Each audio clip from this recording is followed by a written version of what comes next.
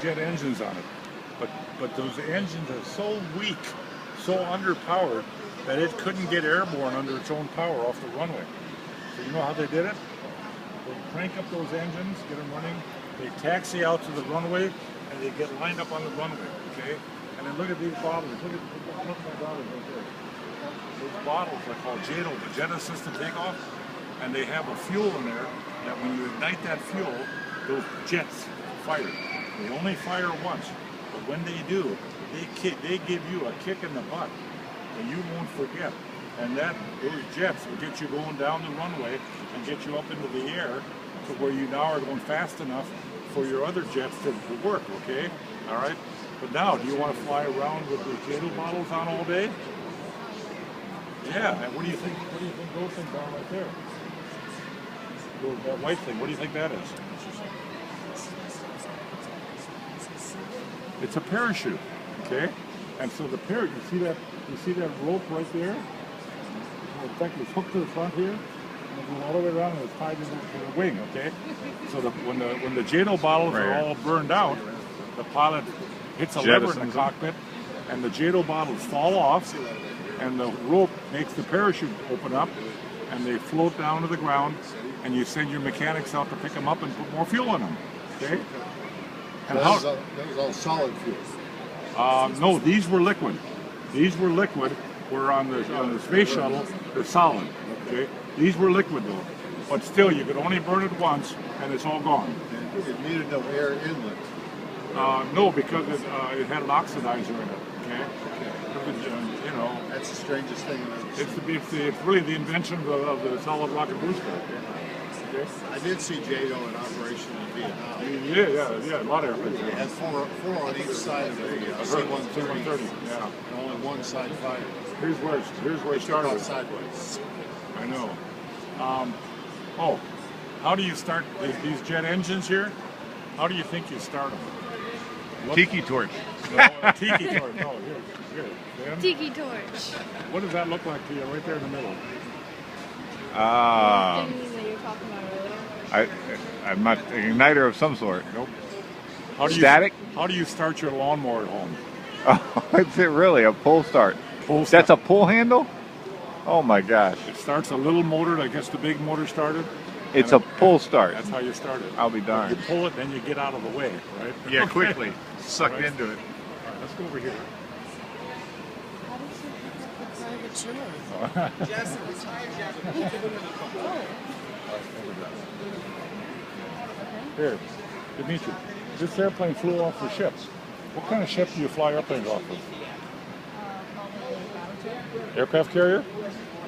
Good answer, but wrong. This airplane flew off of a submarine. Did it really? Where do submarines go? So how are you going to do that? How are you going to fly off a submarine if you're underwater? Yeah, well, this is the Japanese airplane from World War II. Yeah, well, but what they had to do is they had a surface, right, come up to the top, and up on top of the submarine, they had a hangar, like our hangar here, except much smaller. And that hangar held 3 of these airplanes parked like this here, right?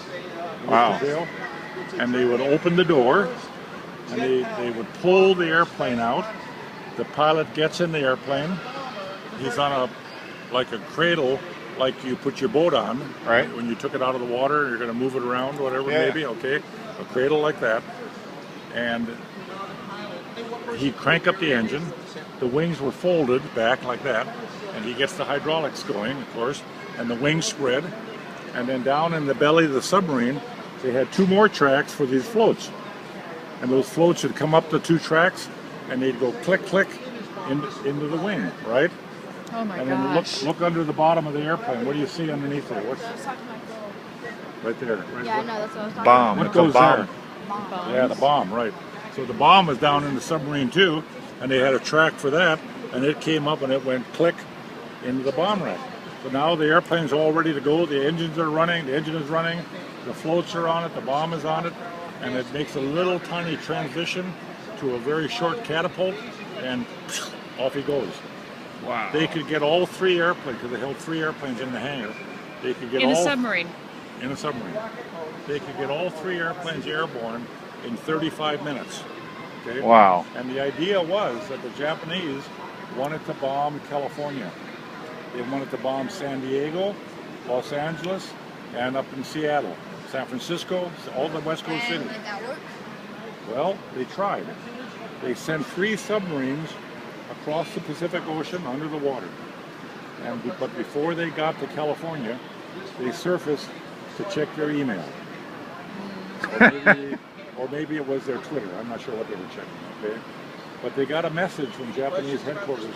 Said, okay, we got a change of plans because there's a U.S. Navy battle group that's going from the Atlantic to the Pacific, and they're going to go through the Panama Canal, and we got to stop them.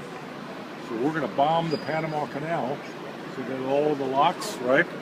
All the locks will be broken. You can put it on sit up there. Right? So all the locks will be broken, and the ships won't be able to go through them. Okay? So they headed off to the Panama Canal, and before they got there, they surfaced again to check their messages again, and they got a message that said, well, good news and bad news.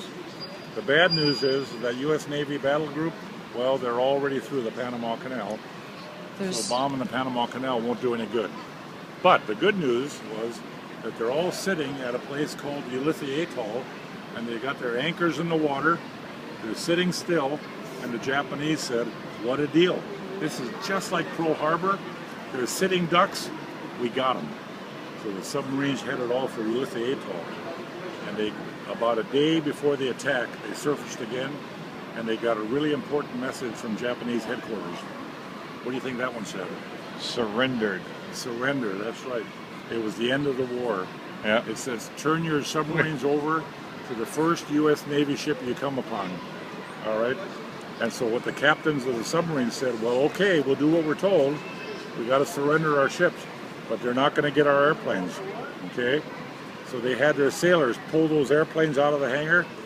3 ships, 3 airplanes each. 9 planes. 9 planes. They pulled them out of the hangars. They got their machine guns, and they went brrrr. They peppered them all full of holes, and they shot them off into the ocean, and they're all sitting at the bottom of the ocean today. Okay? Wow. And they surrendered their ships to the Navy.